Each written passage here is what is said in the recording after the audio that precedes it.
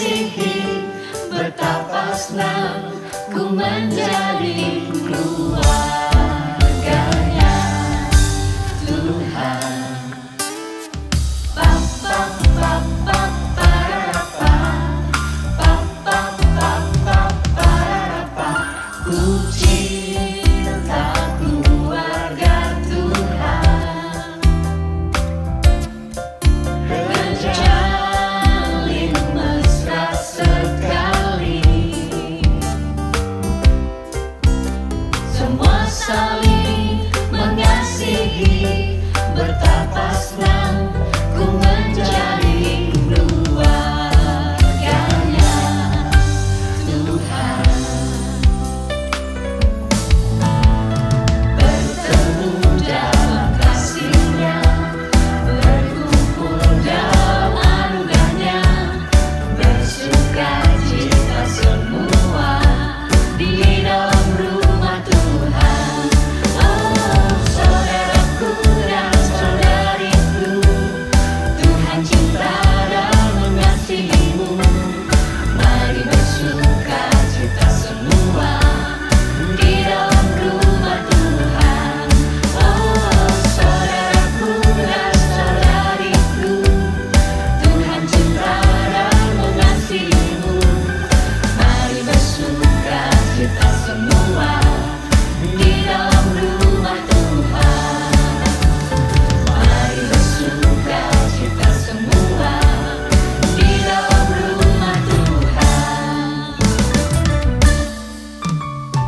Kau sahabatku, kau saudaraku, tiada yang dapat memisahkan kita. Kau sahabatku, kau saudaraku, tiada yang dapat memisahkan kita. Kau sahabatku, kau saudaraku, tiada yang dapat memisahkan kita. Kau sahabatku, kau saudaraku, tiada yang dapat memisahkan kita. Tiada yang dapat memisahkan kita.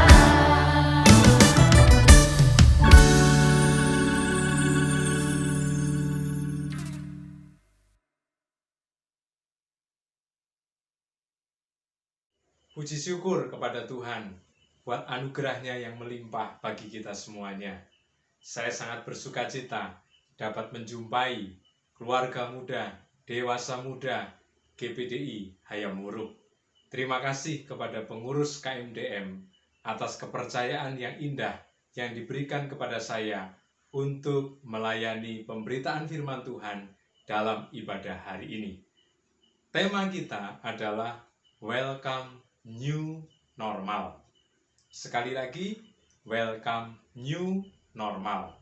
Saudara, beberapa bulan yang sudah dilalui, seluruh rakyat Indonesia, bahkan seluruh dunia, ada di dalam situasi yang sulit, situasi yang berat karena wabah COVID-19.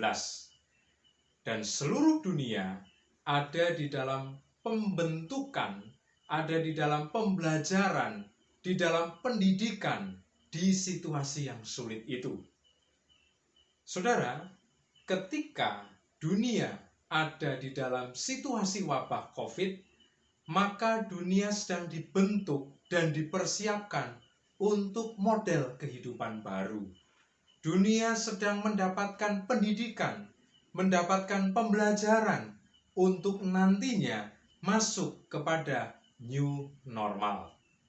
Jadi saudara, kita semuanya yang hari-hari yang lalu ada di dalam keterbatasan, di hari-hari yang lalu kita semuanya melakukan hal-hal yang belum pernah atau jarang kita lakukan di waktu-waktu yang lampau, maka saat-saat ini kita sudah menjadi terbiasa dengan model kehidupan hasil pembentukan di masa COVID. Tadinya kalau kita mau cuci tangan, paling-paling kalau kita mau makan.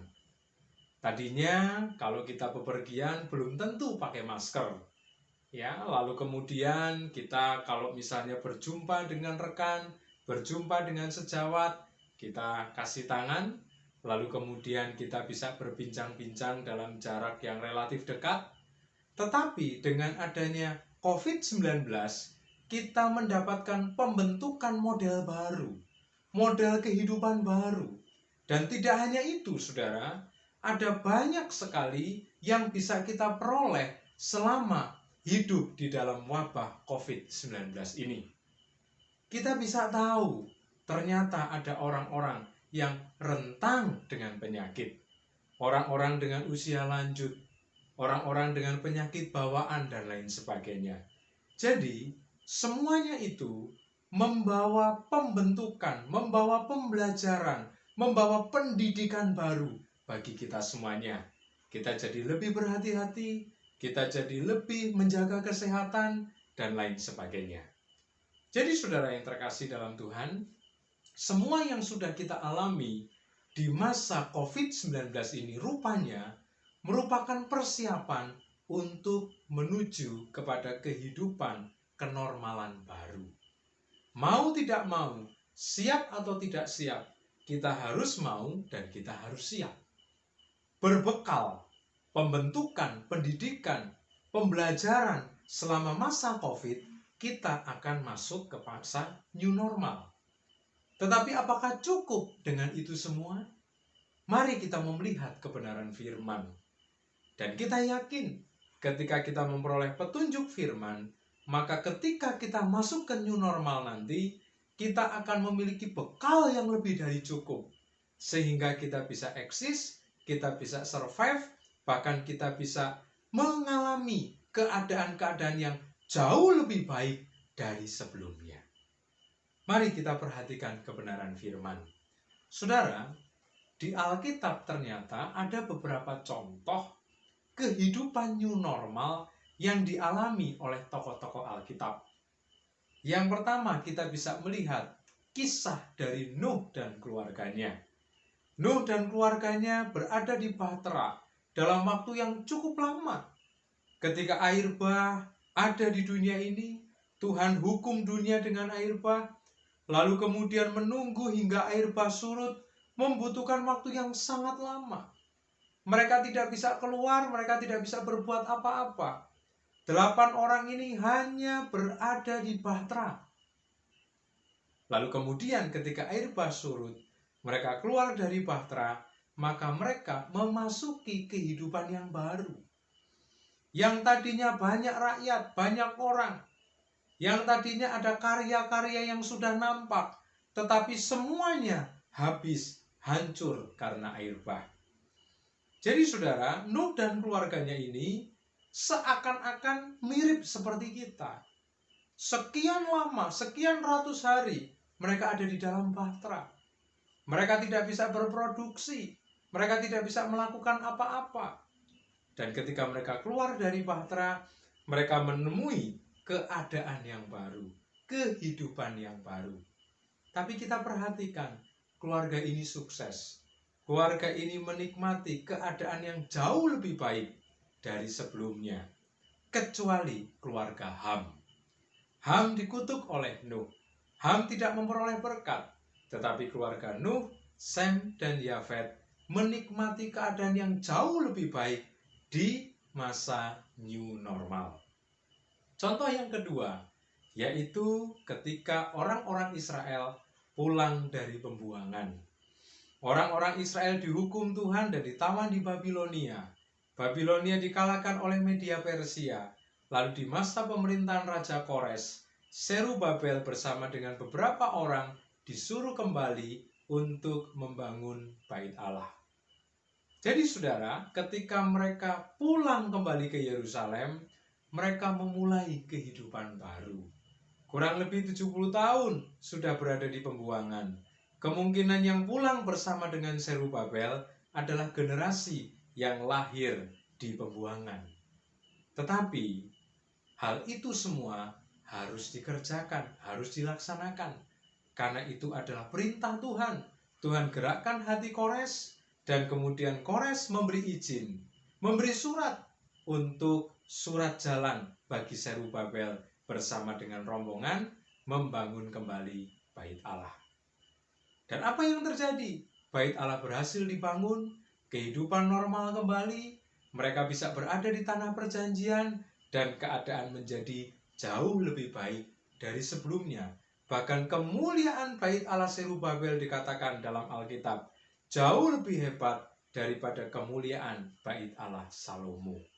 Dari dua kisah tadi, kita bisa mendapatkan petunjuk ternyata kenormalan baru bisa mendatangkan keadaan yang jauh lebih baik. Tetapi saudara, ada juga contoh di Alkitab, kenormalan baru justru mendatangkan keadaan yang buruk. Saya bawa saudara kepada kitab Rut. Ada keluarga Elimelek, mereka tinggalkan Bethlehem karena Bethlehem kelaparan. Mereka jual harta benda, bahkan harta waris, harta pusaka, mereka jual, lalu mereka pindah ke Moab. Dan ketika mereka sampai ke Moab, mereka masuk kepada kehidupan baru. Tapi apa yang terjadi? Elimelek meninggal, dua anaknya juga meninggal. Yang tersisa tinggal Naomi, Rut, dan Orpa menantunya. Keadaan menjadi jauh lebih buruk daripada keadaan sebelumnya. Nah, oleh karena itu, kita yang bersiap untuk masuk ke new normal, jangan sampai nantinya keadaan kita jauh lebih buruk. Jangan sampai kita seperti nasib yang dialami oleh keluarga Elimelek. Kalau kita nanti masuk kepada new normal, harapannya kita akan menikmati keadaan yang jauh lebih baik. Minimal kita bisa survive, minimal kita bisa bertahan hidup. Mari kita melihat kebenaran firman. Untuk bagian yang selanjutnya, kira-kira apa saja petunjuk firman yang harus kita praktekkan, dan itu menjadi pelengkap bekal bagi kita untuk kita masuk ke new normal. Yang pertama, saudara, kita harus memiliki kemampuan untuk beradaptasi. Tadi sudah saya singgung, keluarga Elimelek ketika pergi ke Moab, justru keadaannya menjadi lebih buruk. Dan kemudian Naomi dan Rut kembali lagi ke Bethlehem. Keadaannya sangat buruk, tidak memiliki apa-apa, tidak punya modal apa-apa. Tetapi ketika Rut mau, rela, ikhlas menjadi buruh lepas untuk memungut jelai, jelai adalah makanan kualitas di bawah gandum, maka keduanya bisa bertahan hidup. Bahkan keadaan Rut dan Naomi dipulihkan ketika Boas memperistri Rut. Jadi saudara, kita bisa melihat dari contoh ini bahwa ketika berada di Moab keadaannya buruk, mereka kembali lagi ke Bethlehem, kembali lagi kepada new normal di Bethlehem, dan kemudian Rut bersama Naomi bisa beradaptasi, bisa menyesuaikan dengan Sikon, supaya mereka bisa bertahan hidup, maka rela mengerjakan apapun, yang penting tidak melanggar firman Tuhan. Jadi mari kita semua harus punya kemampuan beradaptasi. Kita tidak tahu di kehidupan new normal nanti apa saja yang akan kita alami, situasi yang seperti apa yang akan kita temui, tetapi kita harus punya kemampuan beradaptasi.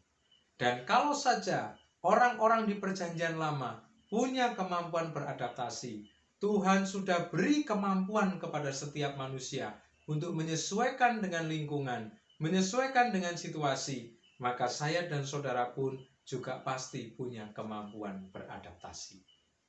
Yang kedua, saudara, supaya kita menang, survive, dan menikmati keadaan yang lebih baik di masa new normal, maka kita harus memiliki mental yang kuat, pantang menyerah. Mental yang kuat, pantang menyerah. Ketika rombongan Zerubabel datang dan mereka sampai di Yerusalem, mereka memulai membangun bait Allah, maka tantangan yang berat mereka alami. ancaman, fitnahan, tantangan, membuat Zerubabel dan orang-orang berhenti membangun bait Allah.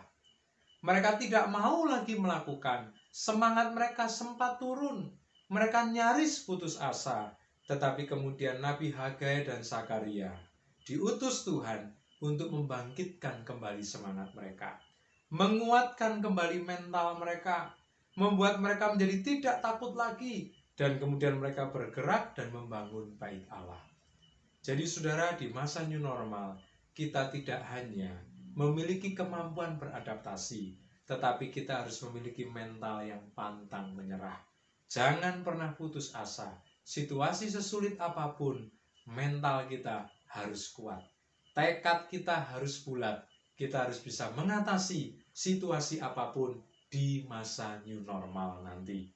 Dan terbukti, Zerubabel dan kawan-kawan berhasil membangun bait Allah. Kemuliaan Allah jauh lebih hebat daripada kemuliaan Allah yang dinyatakan di bait Allah Salomo. Yang ketiga, saudara, apa yang membuat kita nantinya akan alami keadaan yang terbaik di masa new normal? Keluarga harus kompak. Kekompakan, kerukunan, kebersatuan dalam keluarga, itulah yang akan membuat kita survive, bertahan hidup, bahkan akan menikmati keadaan yang terbaik. Kita bisa lihat keluarga Nuh, keluarga Sem, keluarga Yafet, mereka dukung-mendukung dan kemudian diberkati Tuhan. Berbeda dengan Ham, keluarga Ham ini justru mengumbar aib dari ayahnya. Keluarga Ham ini tidak sehati. Apa yang terjadi dalam diri Nuh? Nuh pada waktu itu mabuk, harusnya sebagai anak berusaha untuk menutup aib daripada orang tua. Jadi saudara, mari seluruh anggota keluarga harus kompak. Seluruh anggota keluarga harus rukun. Bahkan mungkin kalau ada kelemahan satu dengan yang lainnya, kasih menutupi segala kelemahan. Kasih, cinta menutupi segala pelanggaran. Kita tidak boleh saling menyalahkan satu dengan yang lain. Keluarga harus kompak.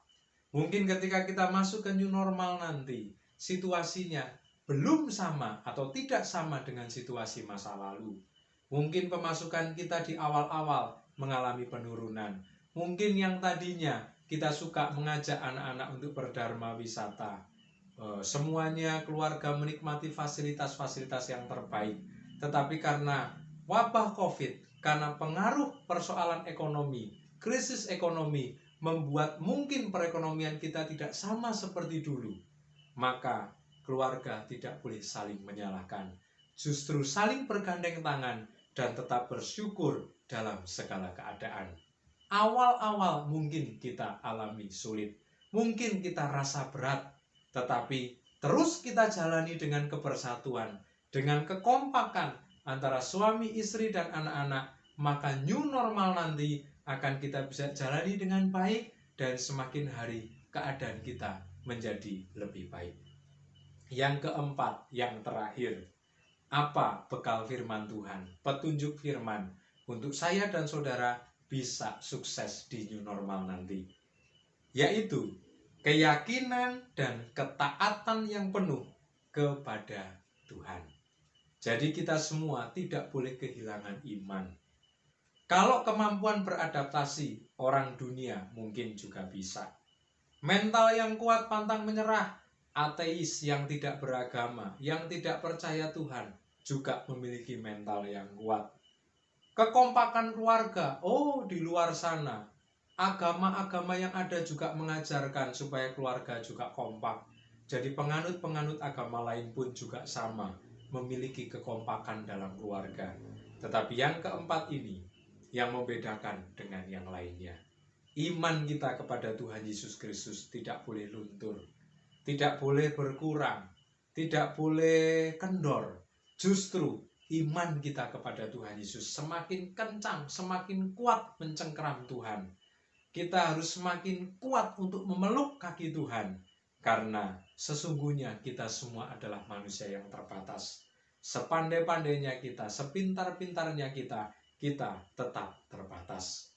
Jadi saudara, iman, percaya kepada Tuhan harus semakin kuat untuk masuk ke new normal nanti. Kita tidak maha tahu, Tuhan maha tahu. Apa yang akan terjadi nanti, Tuhan sudah mendahului semuanya. Andalkan Dia, tetap percaya kepada Dia, dan taat kepada segala perintahnya. Taat kepada firman-Nya. Termasuk ketika kita mentaati pemerintah. Termasuk ketika kita mengikuti protokol kesehatan. Protokol ketika keluar rumah. Protokol ketika mengadakan perkumpulan. Protokol ketika pulang ke rumah, di mana sudah diatur oleh pemerintah. Taati, karena firman Tuhan dalam Roma pasal 13, pemerintah adalah hamba Allah. Nah saudara, keempat petunjuk firman melengkapi apa yang sudah kita peroleh dalam masa COVID-19. Kita sudah dididik, sudah dibentuk ketika masa COVID. Tetapi itu belum cukup. Supaya kita menikmati keadaan yang jauh lebih baik nantinya, keempat bekal ini harus ada pada kita. Kemampuan beradaptasi, mental yang kuat, keluarga yang kompak, dan keyakinan serta ketaatan yang penuh kepada Tuhan Yesus Kristus. Demikian firman Tuhan. Tuhan Yesus memberkati kita semuanya. Mari kita satu di dalam doa. Tuhan yang baik, Tuhan yang kami kenal di dalam Tuhan Yesus Kristus, kami sudah dengar firman-Mu. Tuhan, kami bersuka cita karena firman-Mu memberi petunjuk jelas bagi kami semua. Kami sudah pahami, kami mau praktekkan, dan pasti kami akan alami khasiat dari firman, bahwa keadaan kami akan jauh lebih baik ketika kami masuk ke new normal. Sehingga kita bisa katakan, welcome new normal. Kami siap untuk masuk karena firman-Mu yang membuat kami siap. Terima kasih Tuhan, kami sudah terima firman-Mu. Dalam nama Tuhan Yesus, haleluya, amin. Welcome to the new normal. Berikut adalah cara-cara ketika kita akan berpergian. Jangan lupa pakai jaket. Jangan lupa memasukkan hand sanitizer ke dalam tas.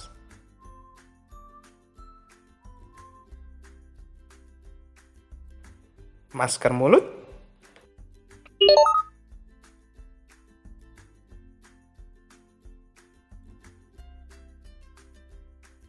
Pakai sepatu.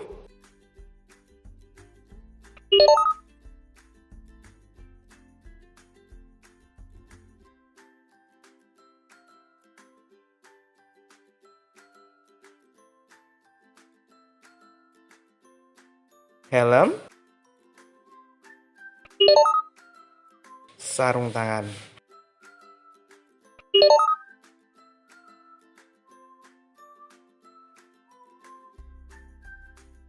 Setelah berpergian, sebelum masuk rumah,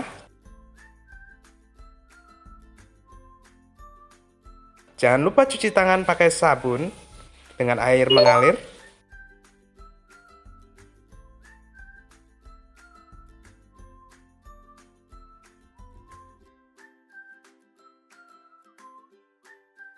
Lepas sepatu. Jangan lupa mandi setelah berpergian.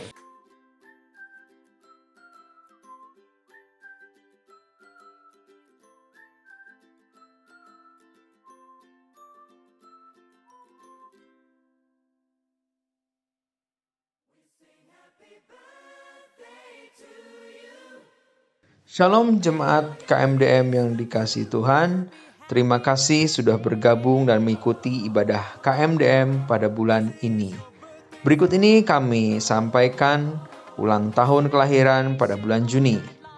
Tanggal 6 Bapak Filipus Yadi, tanggal 10 Bapak Rama, tanggal 15 Bapak Agung Sutanto, tanggal 17 Ibu Nini, tanggal 17 Bapak Purnama Dwi Junianto, tanggal 17 Ibu Umi Aryani, tanggal 20 Ibu Wenda, tanggal 25 Ibu Marlis, tanggal 26 Ibu Yatmi dan Bapak Anton Sutrisno, tanggal 27 Bapak Suharyanto dan Ibu Lin Lian, tanggal 28 Bapak Markus. Kemudian berikut ini ada ulang tahun pernikahan pada bulan Juni. Tanggal 1 Bapak Muji dan Ibu Suryani. Tanggal 6 Bapak Alex dan Ibu Ernawati. Tanggal 9 Bapak Gatot dan Ibu Suryani. Tanggal 15 Bapak Sigit dan Ibu Sisilia. Tanggal 15 Bapak Samuel dan Ibu Titi.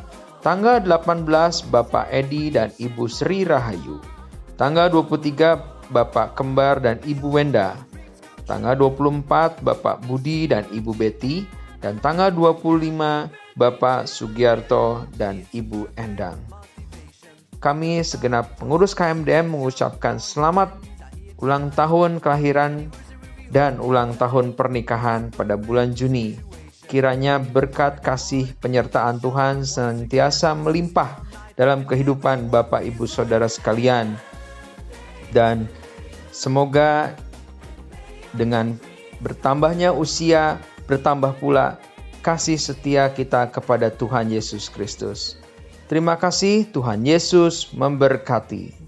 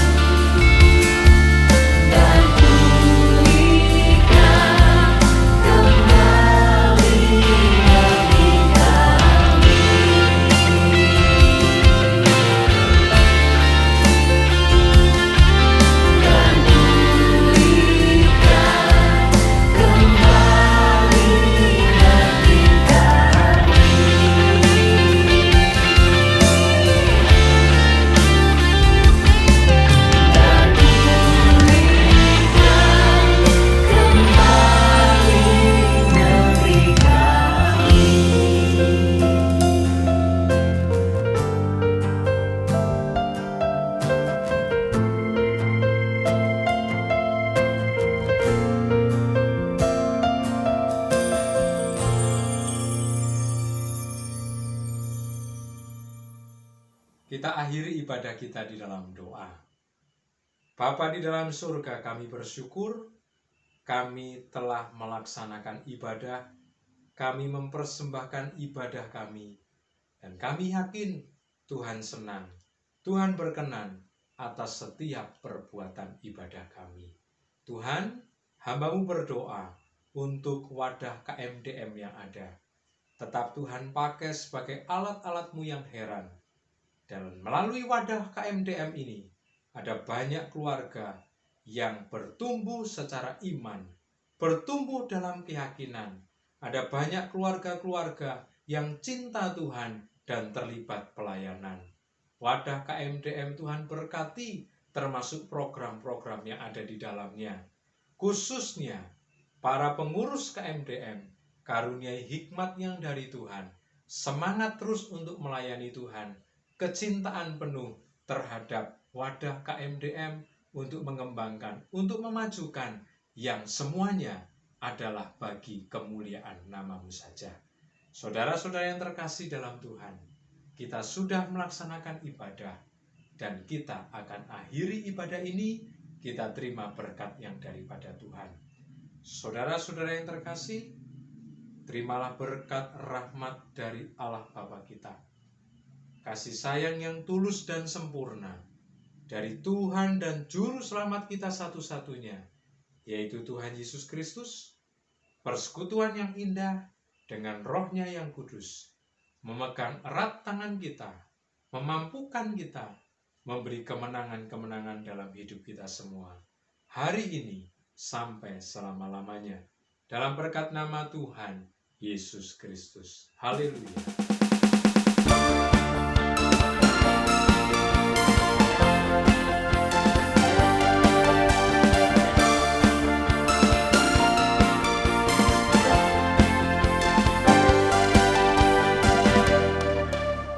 Saatnya kembali berkumpul, memenuhi panggilannya, siapkanlah hatimu. Tiada perbedaan bagimu. Kita keluarga muda dan dewasa muda, Melangkah bersama dalam kasih-Nya, kita saudara seiman dalam Tuhan. rasakan hadirat nyata, berkat anugerahnya tercurah. Layanilah Tuhan dan sesama dalam setiap waktu.